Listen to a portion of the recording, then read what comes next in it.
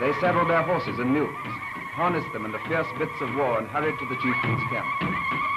This was the Abyssinian mobilization, the formation of the famous Patriot Army in its rags and its bare feet, which struck such fear into the Italians and crumbled their resistance behind the battle line, where at Keren and on the Juba River, in Asmara and Harar, the British regular war machine was pounding their wearied troops.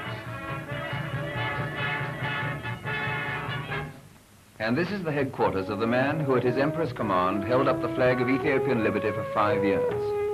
Ras Ababa Aragai, in 1935 and 1936, chief of the Addis Ababa police. A quiet, astute, gentle-voiced officer, incapable of shouting Duce, Duce in any language. One of the bravest men in the modern world. Ababa Aragai has spent the past 5 years never more than 100 miles from Addis Ababa. With a price on his head, he's been wounded in battle half a dozen times.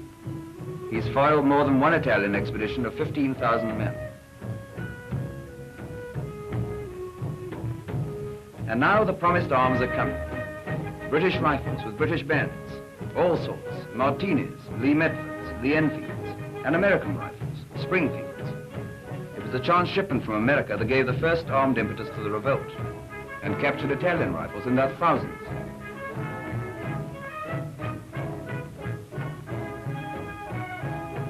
Few lost lessons in guerrilla warfare from the Ras Ababa Aragai. Don't be foolish, he says, as many of you were in 1935 and 1936.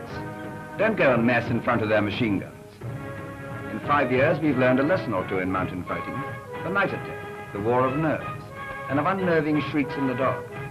The war of light hand grenades stolen from the Italians. The attack on the flank, the ambush from the stone Sangha. That long hair on your heads is the badge of the Arbenya, the Ethiopian guerrilla fighter.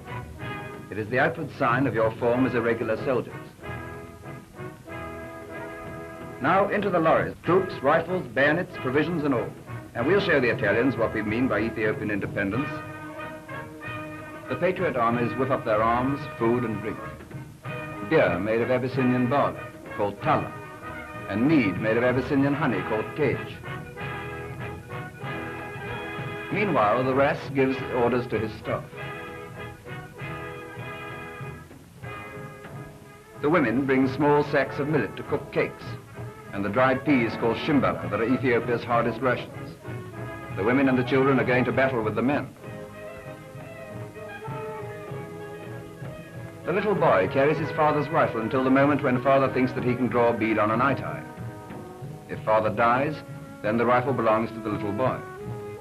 Mother and son will give father a good Christian burial on the battlefield. They're stoical, but they're optimistic also. Perhaps they think it'll be the Italian who will lie stiff under our independent African stars. And then we'll have another rifle in the family for little brother to carry. At his palace, the emperor receives the patriot troops of Ras Ababa Aragai, who boast before him in the customary cockwork fukara of the Ethiopian fighting man. Each and all want to tell the emperor of his glorious deeds. How many Italian officers he killed, how many machine guns he took single-handed, how he is his emperor's devoted servant, to be sent to fight the battles of Ethiopia wherever his emperor desires.